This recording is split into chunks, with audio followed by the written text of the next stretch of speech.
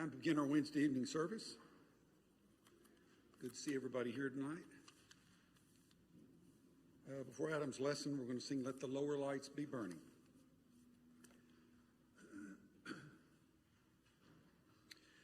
Brightly beams our Father's mercy from his light as evermore. Unto us he gives the keeping of the lights along the shore. Let the lower lights be burning, send a gleam across the way. Some poor faint, struggling seaman, you may rescue, you may save. Dark the night of sin be lost. Let the Lord. Singing. Sorry. Oftentimes we hear stories and we get really simple meanings out of it, and that's probably a good thing, because it's hard for me to remember more than one thing. When we're kids, we listen to stories like Aesop's fables. You know, you listen to stories like the ant and the grasshopper, I think, or the tortoise and the hare, and we hear stories of the winter, or don't be lazy. You know, we do that. We also, it's not good to just get a simple meaning out of a story. Sometimes it's good. Abraham said to Lot, let's not have any fighting between you and me, or between your herders and my watered. Looked like the garden of God. It looked like the land of Eden. And they were sinning greatly against the Lord. Simple story. And if we got a simple lesson, it might always be a good idea to always find a way to get along, right? Simple. We read the story, we got the message. I say it's always good to get along because I remember being in VBS as a kid, and that was the message we got sent home with that day. Always find a way to get along with your friends. And it was based on that story. I also remember getting stuck teaching Sunday school, and the curriculum for that particular Sunday school for those kids, this was in my 20s, was this story. And the curriculum's lesson was always let others go first, right? So it's really, two simple meanings or messages. Maybe that's what you always pull out of it. And it's a good thing. I'm not saying it's bad. But what's more important than for us as we get older and older and older is not just to look at a story and think, well, what message can I pull out of that? A better idea would be, instead of looking at the text and trying to find your own message, to look at your life and try to find the text in your life. In other words, how we go throughout our day, we have to see our day through the biblical story, not the other way around. And so tonight what I want to do is not just tell you a simple message, but if we could look at our own lives through this story, what might we learn? This story's been on my mind for 2 or 3 weeks. It keeps popping up. And I've about decided that the biggest lesson out of this story is not just let others go first or find a way to get along, but it's just to be content, to be happy, to be satisfied with what you have, and not always try to reach for more. Let me show you how that works. Let me just show you a few things why this story comes out so much to me. 2 or 3 things. Number one, when you have a lot, or when you accumulate a lot, you will lose a lot. The more you have, the more you lose. Did you catch why a conflict rose between Abraham and Lot? Is it because they didn't like each other? It was because they had so much stuff. They got all these animals, they got all these flocks, they got all these servants, and it puts a strain on the land. The more animals you have, the less grass these animals have to eat. The more you have, the less space you have. Do any of y'all have those little, I said it in the car on the way here. What's some little vacuums called? They got wheels, and you just put them on, No, Dustbusters in the 80s. That's what me and Dale used. That's what me and Dale still have. I don't have one. But they're these little things, and you turn them on. They go to a little home. One of y'all got to have these. A Roomba. Who's got a Roomba? Anyone here got a Roomba? Everybody else but me and Dale. We got Dustbusters. I need a dust buster. I forgot about those. This past, right when the kind of the COVID shutdown started, back in it might have been March or April, or I don't remember when. But I rode with some friends, and we went to my family. So I'm at one house, and then we go to another house. Both houses had the Roomba. I keep saying Zumba, but that's not it. So both of them had the Roomba, and so we come home, and I hear something banging around. And I looked at my brother. I said, "Hey, man, who's in your house?" And he said, "Oh, that's the vacuum." And I'm still thinking, okay, but who else is in your house? Because I see both of y'all not vacuuming. But it was that Roomba. It's like it's on a timer. Are any of y'all's on a timer? Everybody. So it's on this, and it would just kind of come out, and it's just like magic. It just goes throughout the whole house and vacuums everything. We go to another person's house. They got a Roomba. This person put their Roomba on the floor, and the thing just kept banging up against the couch. And then they'd move it and put it over here, and it'd bang up against that. I thought it wasn't as smart as the other family member's Roomba. But in all actuality, the second house had more stuff in it. So every time you put the Roomba down, it would just get caught in this little bitty box and just bang itself to death. And I kept thinking the motor's going to burn up because it's got nowhere to go. And that's a little bit like life. A lot of us accumulate, and we try to reach something, we try to get something. And the more we try, the more frustrated we get. Why is that? Because we are crowding ourselves in trying to be happy. But if whatever you try and get, the more you get, the more you will lose. A lot of us here or out there think that we're better off if we can get more or we can achieve something. Everything comes at a cost. Everything. The term multitasking is a myth. No one can do more than one thing with 100%. No one. And there is not a journal article out there, science journal article, that will contradict that. It is a fact. You cannot multitask. And people say, I'm really good at multitasking. I mean, that's good, as long as you understand. If you're doing two things, you're doing neither at 100%. How many of you can text and drive well? Nobody going to admit that. If you're texting and driving, you are neither driving well, nor are you texting well. If you're speaking with someone and you're on the phone, you are neither speaking to the person on the phone with 100% attention, nor are you giving the person across the way 100% of attention. Everything we attempt to do will come at a cost. So if you want more, you lose. If you want more stuff, you lose space.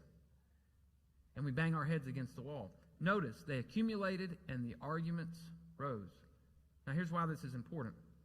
When this happens, and it's going to happen, we have to ask ourselves, what's more important, people or possessions?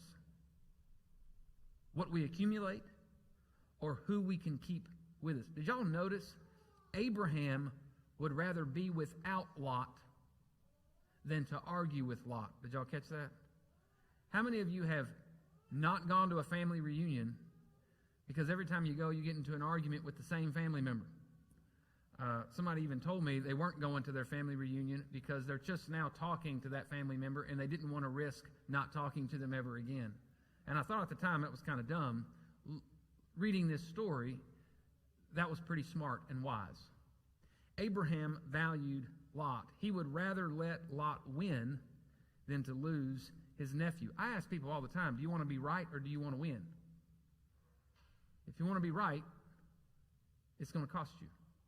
And even if you win, it's going to cost you. Notice what Abraham said to Lot. Separate yourself from me. You go left, I'll go right.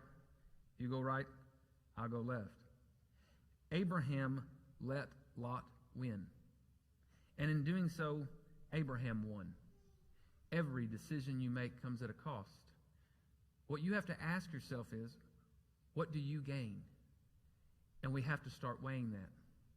Recently, I was in a meeting with other people at our firm. I work for a firm that works on contingency, which means we don't get paid by the hour. We get paid if we win.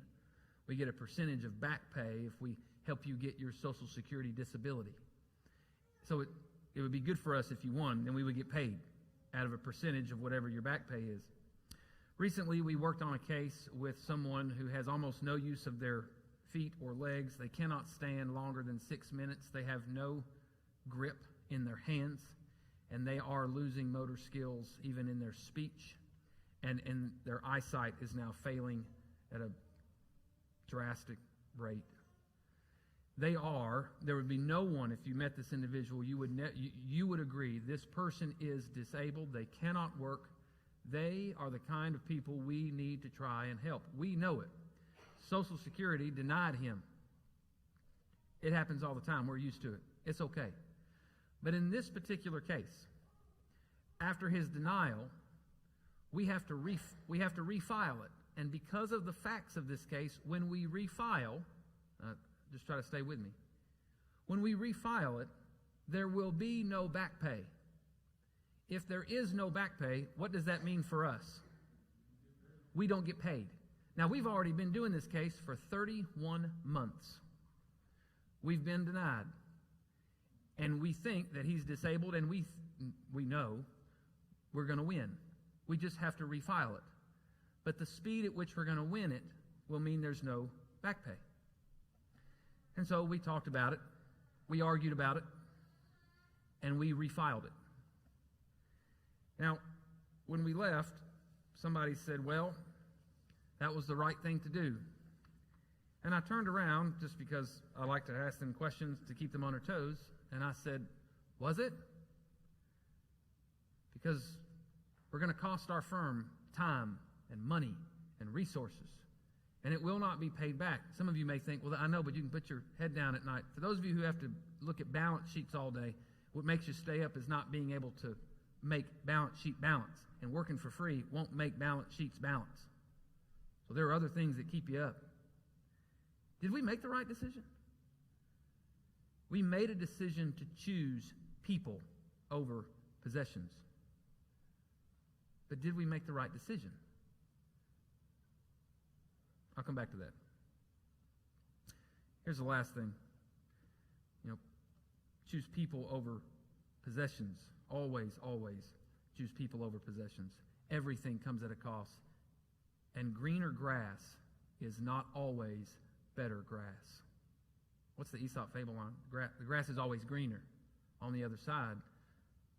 And you might actually be right. It is greener. I've seen greener grass. Some of y'all got really nice grass. The grass is greener on y'all's property. But greener grass doesn't always mean it's better grass. Did y'all notice what got Lot's attention? In verse 10, the story says Lot looked around and he saw the whole plain of the Jordan towards Zoar as well watered. Looked like the garden of God, looked like the land of Egypt. But by the end of the story, we get the impression that wasn't a wise decision, was it? Looks can be deceiving. It's like saying if I have more, if I can do more, I can be happier. All three of these have to do with each other. Weighing the cost of our decisions, weighing our relationships with one another, and being cautious of empty promises. It's like Jesus in the fig tree. It looks fruitful. It looks nice. But when you get close, it's like the phrase multitasking. It's a lie. It's a mirage. It was greener. It's just not better. We get caught up in the temporary. Remember, I just asked you, I said I'd come back to it. Did we make the right decision? And I asked the people that work with us, I said, did we make the right decision? They looked at me and they said, yes. And I said, no, we didn't. We made a poor decision. We chose to do something that will cost our firm money, that will cost our firm time, and that will cost our firm resources.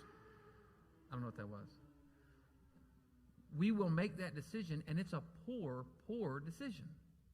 If our goal is only to make money.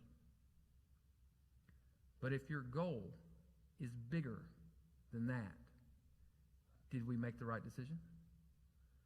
Absolutely. That's our problem.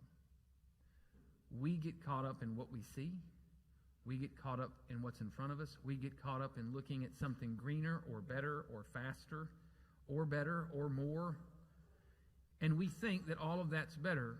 And that's why this story really is just about contentment. If we go through life, or y'all go through life, if any of us keep doing this, and we merely measure ourselves or each other by what we get out of it, or how much benefit we can get, or how much we can accumulate, you'll win. But ultimately, we're going to lose. If our eyes are not focused on the fact that we're all God's people, that we're blessed people, and that we will be blessed no matter what we choose, does it really matter? I mean, does it really matter in the end? I think He made promises to me and you too. I think He made promises to all of us. I guess I ask everybody here and there to remember the promise. Here's what I want y'all to ask yourselves tonight. It's what I've been asking myself. What will this decision cost me? What's this going to cost me? And if you don't know the cost, you ought not to make that decision. What's it going to cost? It's going to cost you something. Nothing's free. If you choose to get something else, what do you have to lose to get it? Or how about this question? Who will this argument cost me? Who will this comment cost me? My words. What friendship will that cost me? Or how about this one? Why does the grass look so much greener over there?